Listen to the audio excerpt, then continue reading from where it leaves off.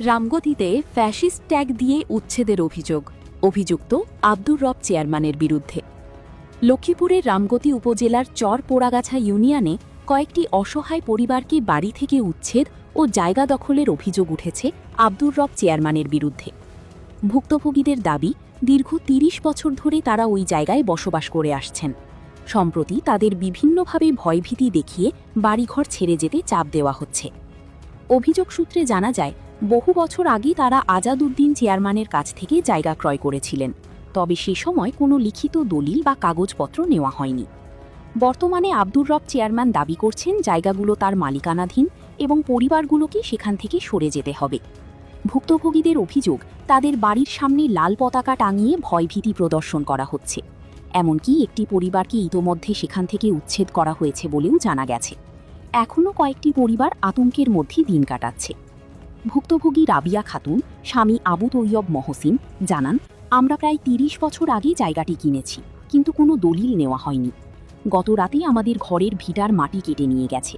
সকালে এসে দেখি মাটি নেই। আমার ২ ছেলে ও ৩ মেয়েকে নিয়ে এখন কোথায় যাব বুঝতে পারছি না। তিনি আরও জানান, বিষয়টি নিয়ে জনপ্রতিনিধিদের সহযোগিতা কামনা করেছেন। আমি এই বাড়িতে আজকে ২৫ বছর বসবাস করি। 5টা ছেলে মেয়ে নিয়ে, আমার স্বামী নেই, আমি বিধবা। এখন আমার যে বাড়িঘর নষ্ট করছে কারিসান জানিছে, এখন আমার বাড়ি থেকে আমাকে উড়ে দিবে। আমার বাড়ি ঘর আছে, ঘরটাকে ভাঙে দিবে। এখন আমি কি করুম, আমার একটু সাহায্য করেন। নিরঞ্জনটির কাছে আমি বিচার চাই, তারেক রহমানের কাছে আমি বিচার চাই। আমার কেন বাড়ি থেকে উড়ে দিবে? আমি এই যে 25 বছরের বাড়িতে, ও মানুষকে বলতেছে আমি বিএনপির বড় নেতা। এই বিএনপির বড় নেতা বলিয়ে সবারই এভাবে নিতেছে। আমারও যে নিয়ে গেছে, এখন আমারও উড়ে দিবে। আমি কার কাছে যাবো, কোথায় যাবো? আমার একটু স্থান করে দেন, আপনারা এই বাড়িটা আমার একটু করে দেন। আরেক ভুক্তভোগী শামসুন নাহার স্বামী আব্দুল বারেক অভিযোগ করেন, তার জায়গার ওপর দিয়ে রাস্তা নেওয়ার চেষ্টা চলছে এবং তাকে ঘর সরিয়ে নেওয়ার জন্য হুমকি দেওয়া হচ্ছে। ঘর নামাই নাকা আব্দুল ফিয়া যে সুন্দা চুন্ডি লাগাইছে, আর ঘর নামাই নাকা, আর ঘর না নাকা, ঘর না নাকাইছে, ঘর না নাকা। তো বাবা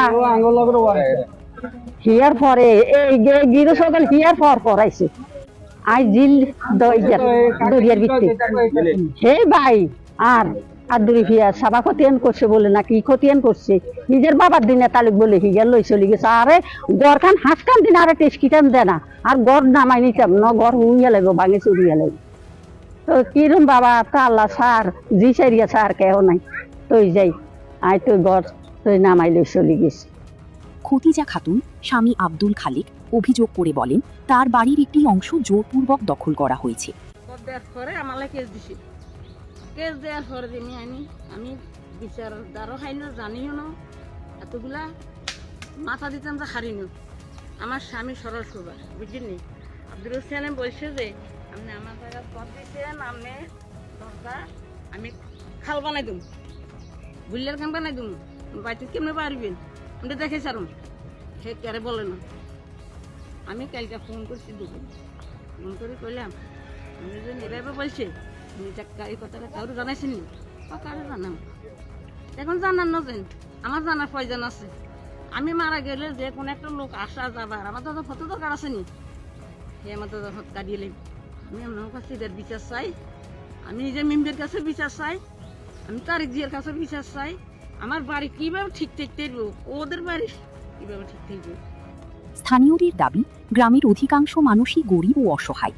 দীর্ঘদিন ধরে তারা দখল সূত্রে এসব জায়গায় বসবাস করে আসছেন। লোকজন আনে মাড়িগুলা কাটছে, মাড়িগুলো কাড়ি ওখানে নিতেছি।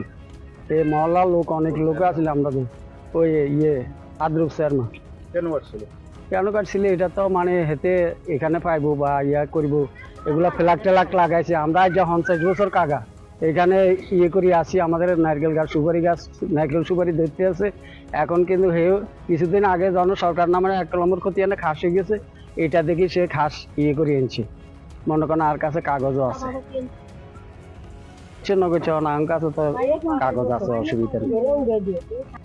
এই বিষয়ে আব্দুর রব চেয়ারম্যানের সঙ্গে যোগাযোগ করা হলে তিনি বলেন, ওনাদের কাছে কোনো কাগজপত্র আছে কিনা সেটা দেখেন, আমার কাছে কি আছে সেটা দেখার দরকার নেই। আমাকে প্রশ্ন করছেন কেন? এক্সিকিউটিভ কোর্ট ও তহসিলদারকে প্রশ্ন করুন, ওনারা জানি জায়গার মালিক কি। জায়গার মালিক আমি। মালিকানা থাকে এটা লেখেন না, আমারটা কোনো দরকার নেই। কিভাবে আমার রায় দিচ্ছে সেটা আমরা কোর্টে বলতে বলেন ওনাদেরকে, কোর্টে কি রায় দিছে, কেমনে করতে দিছে, কেমনে কাজদান দিছে, কোর্টের জিগান, তহসিলদারের জিগান, সিলেটের জিগান, আর কি লে জিগাইতে নেই, আর কি কি জিগাইতে আছে? এদের কোনো জমিনের কাগজ থাকলে এই কাগজ দিয়ে সরকারের লোক। ঘটনাটি এলাকায় চাঞ্চল্যের সৃষ্টি করেছে।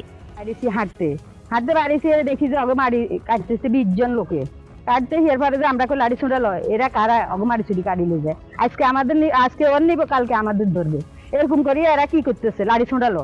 এরপরে কেউ চুপচাপ হয়ে এসছে।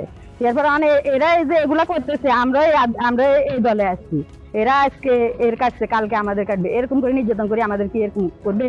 আমরা এগুলা বিশ্বাস চাই। আমার জেঠি শাশুড়ি বাড়িতে ছিল না, আমাদের বিডার মারি কাড়ি আরেক পুকুরে ফালিয়ে দিছে।